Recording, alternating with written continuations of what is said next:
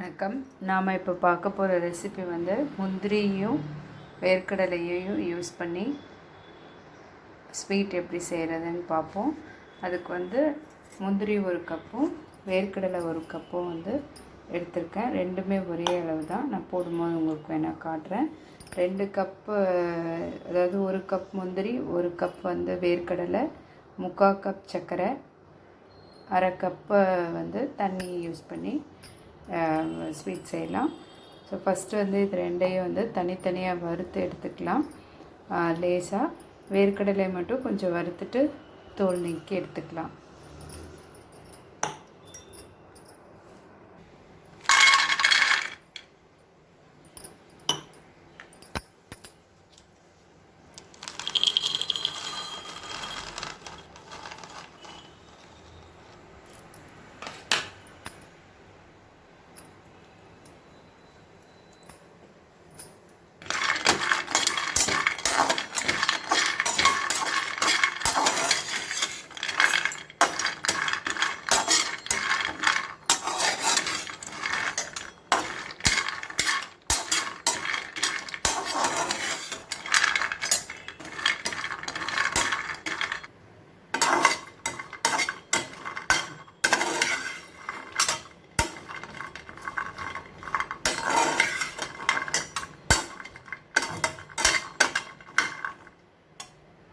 இதை வறுத்ததுக்கப்புறம் வேர்க்கடலையை வறுத்துக்கலாம்.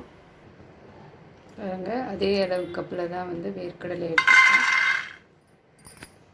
இதை வறுத்து எடுத்துட்டு தோல் நீக்கிடலாம். ஆக்சுவலாக தோலோடு சாப்பிட்றது நல்லா தான். ஸ்வீட் செய்யும்போது அந்த ஸ்கின் எடுத்துட்டோம் அப்படின்னா நல்லா. பாருங்கள், வேர்க்கடலை வந்து ரொம்ப தீஞ்சிச்சுன்னா நல்லா இருக்காது. ஸோ ஓரளவு வறுத்து அப்படின்னா ஆஃப் பண்ணிடலாம். இது ரெண்டையும் ஆற வச்சு, இப்போ இது தோல் நீக்கிட்டு ஆற வச்சு மிக்சியில் வந்து ரெண்டையும் மிக்ஸ் பண்ணி அடிச்சுக்கலாம். பாருங்கள், ரெண்டையும் வந்து வறுத்து மிக்சியில் போட்டு அடிச்சுக்கலாம் நைஸாக.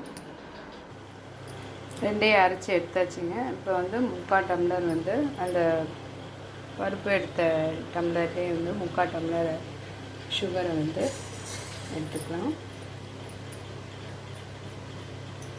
1/2 டம்ளர் தண்ணி ஊற்றிடலாம்.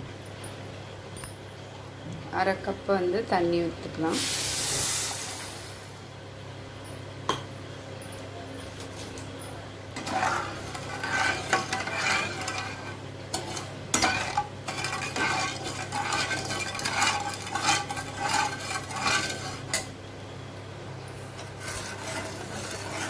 ஏலக்காய் போட்டிருக்கேங்க. பொடி பண்ணி கூட போடலாம்.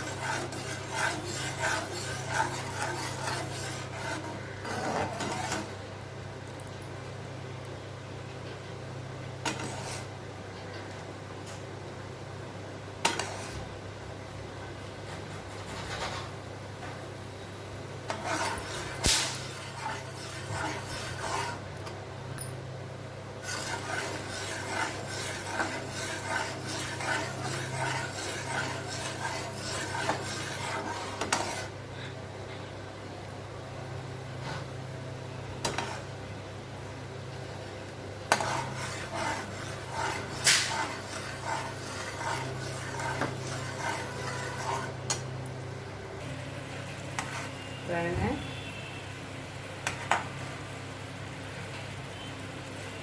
இதில் இந்த பொடி பண்ணது வந்து போட்டுக்கலாம்.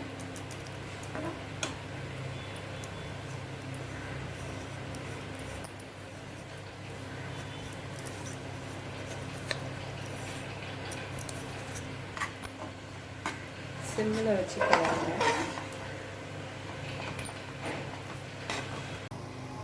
பாருங்க, ஒட்டாமல் சுருள வருது. ஆஃப் பண்ணிடுவோம் அடுப்பு.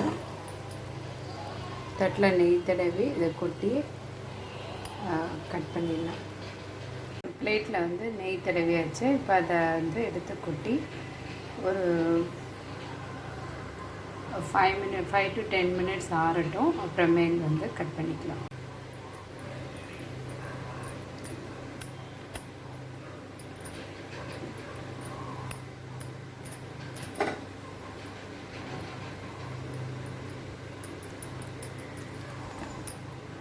10 மினிட்ஸ் ஆறட்டோங்க. அப்புறமேல் வந்து ஸ்லைஸ் போட்டுக்கலாம். பாருங்கள், அதாவது இதை எடுத்து உருண்டை பிடிச்சா பிடிக்க வர மாதிரி இருக்கணும். அதுதான் பதம். இதை ஆறட்டும், கட் பண்ணிடலாம்.